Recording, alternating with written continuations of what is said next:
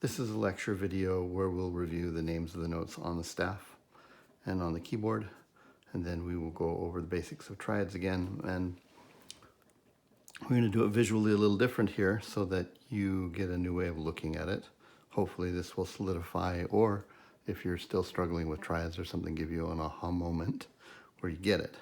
So the notes go on the lines and the spaces. We learned this last time, and you just go up through the alphabet this way, and it gets higher and higher in pitch, down through the alphabet that way. And we learned and did 2 worksheets that taught us that the first line note here, first space note is F, and then second one is A, and the next one is C, and the last one is E. It spells the word face.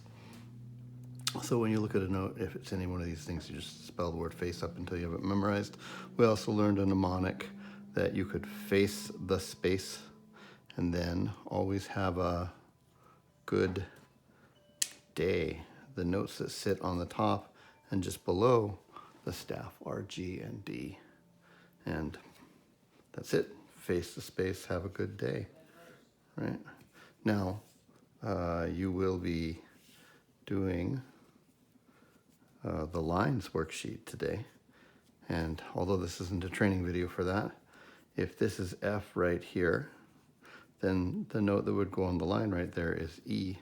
And the note that would go just above on the line right there is G. And there's a mnemonic that we had for that, which was every good boy, these are the lines, does fine, deserves fudge,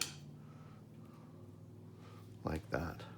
Notice that what this means is there's more than one F and more than one G and more than one of all these things that are possible. Let me get these in the right spaces more accurately for you. Because we have octaves. This is the D that you play on your 3rd string, 2nd fret. This is the D where you'd need to extend a 5th fret on your 1st string. This is the F that you'd find on your 2nd string, 1st fret, and so on. And there are also ledger lines. If you go below the D right here, then you draw just a partial extra line. You put the note right on there, and that would be C. And if you wanted to, you could put the note just below that, being the B, and so on. If we wanted to go up this way, since the one sitting on there is a G, then the first ledger line is A, and so on. I really highly suggest that as you practice these, and you'll have some worksheets soon, not yet, that will take you all the way out to these areas, that you think in terms of your triads, A, C, E, right? You get to hear it and you go like, what's that note up there? You do the same thing, A, C, and E, like that. Or if you're said, what's this note right there? You say, well, that's a G. So my triad is G, next space will be B, next space will be D, and so on. Okay? All right. What does that look like on the keyboard? Well, we learned that if you're writing your notes right here, that this note right there, which we just said was a D, is right there. Remember the dog house and such? And so if that's a D right there, then you can do your triads here as well. D triads are DFA, so like that, because you'd skip out the E and you'd skip out the G in between, like that, DFA. And we call this root, 3rd and 5th of the chord, because the root is the first one. Think of a tree, the roots are at the bottom.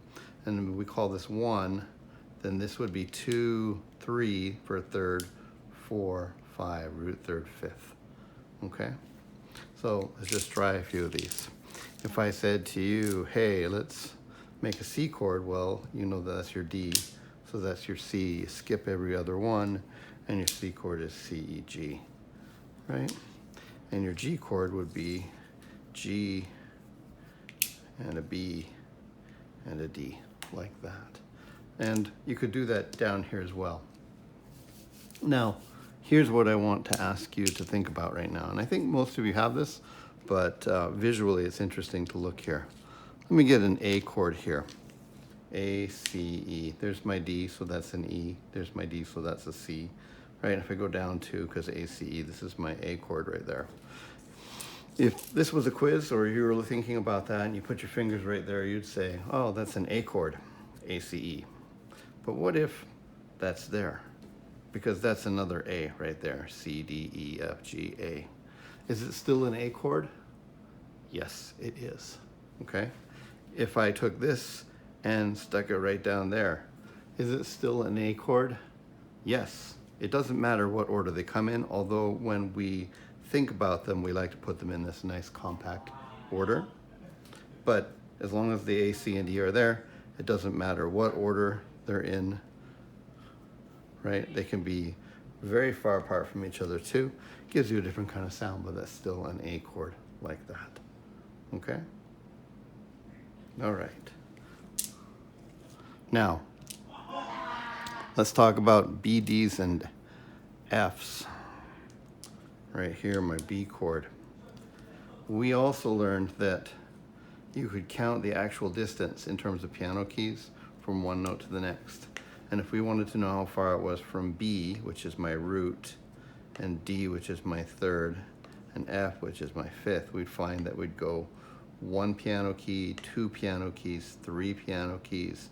So from B to D is 3 piano keys. We call those 3 half steps.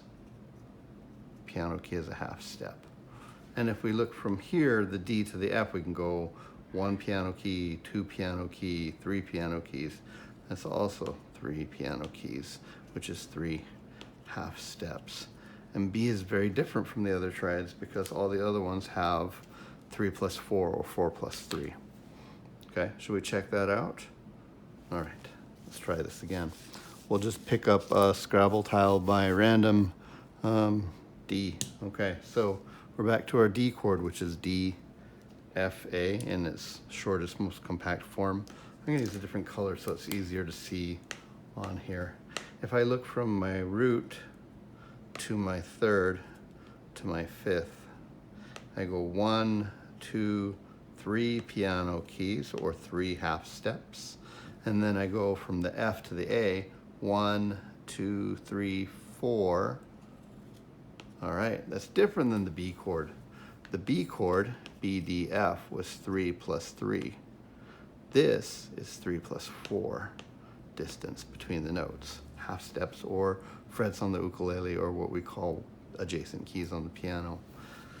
And if we had a different chord, let's take our F chord right here, F, A, C, like that. Then we could see that here's my root now, F, A is my third, and C is my fifth. And if I count 1, 2, 3, 4, then that's 4 half steps. And then from here, 1, 2, 3, that's 3 half steps. So we have 3 different kinds of chords if they're made on the white keys. We have 3 plus 3, 3 plus 4, and 4 plus 3. This is called the diminished chord. This is called a minor chord or triad.